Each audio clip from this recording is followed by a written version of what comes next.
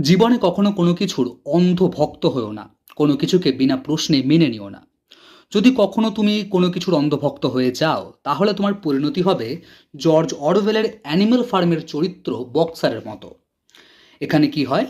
George Orwell এখানে দেখান একটা পশু খামার রয়েছে এবং এই খামারের পশুরা মালিক মানুষের অত্যাচারে প্রচণ্ড ক্ষুব্ধ।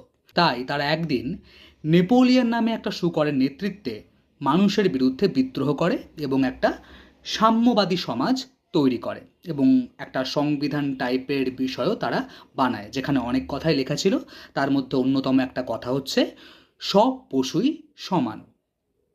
কিন্তু দিন যত এগোতে থাকে ততই খামারের পশুরা উপলব্ধি করে যে তাদের এখনকার নেতা নেপোলিয়ন, যে শুকর যে নেপোলিয়ন রয়েছে, সেও আস্তে আস্তে মানুষের মতোই হয়ে উঠছে। তাদের মনে হয় তারা যে সংবিধান তৈরি করেছিল সেই মতো তাদের সমাজটা চলছে না। তাই তারা সংবিধান পড়তে যায় এবং সংবিধান পড়তে গিয়ে দেখে সংবিধানের অনেক কথাই পাল্টে গেছে।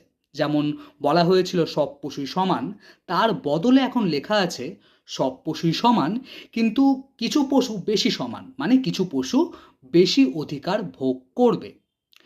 এসব কিছু বক্সার দেখতে পায়, কিন্তু বক্সার এসব নিয়ে মাথা ঘামায় না। বক্সার হচ্ছে একটা ঘোড়া এবং সব থেকে শক্তিশালী সেই খামারের মধ্যে। সে সব সময় দুটো কথা বলে যায়, এক, নেপোলিয়ান ইজ অলওয়েজ রাইট, এবং আই উইল ওয়ার্ক হার্ডার। এবং সে নেপোলিয়ানের অন্ধভক্ত হয়ে যায় এবং সে খুব পরিশ্রম করে, কাজ করে। কিন্তু প্রকৃতির নিয়মে একদিন তার কর্মক্ষমতা নষ্ট হয়ে যায়। তখন নেপোলিয়ন কি করলো? তার যত্নআত্তি করলো, সেবা করলো? না। তখন নেপোলিয়ন তাকে স্লটার হাউসে বিক্রি করে দিল। অর্থাৎ যতক্ষণ বক্সারের কর্মক্ষমতা ছিল ততক্ষণ নেপোলিয়নের কাছে বক্সারের মূল্য ছিল। যখন সে কর্মক্ষমতা হারালো তখন তার মৃত্যু নেপোলিয়নের কাছে কিছুই নয়। এই জন্যই বলা হয় কখনো কোনো কিছুর অন্ধভক্ত হওয়া উচিত নয়।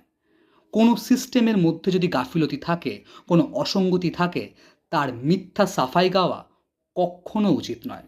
কারণ ক্ষমতার প্রিয় কেউ হয় না। তুমি ক্ষমতার কাছে ততক্ষণই প্রিয় থাকবে যতক্ষণ তুমি ইউজফুল, যতক্ষণ তোমার কর্মক্ষমতা আছে।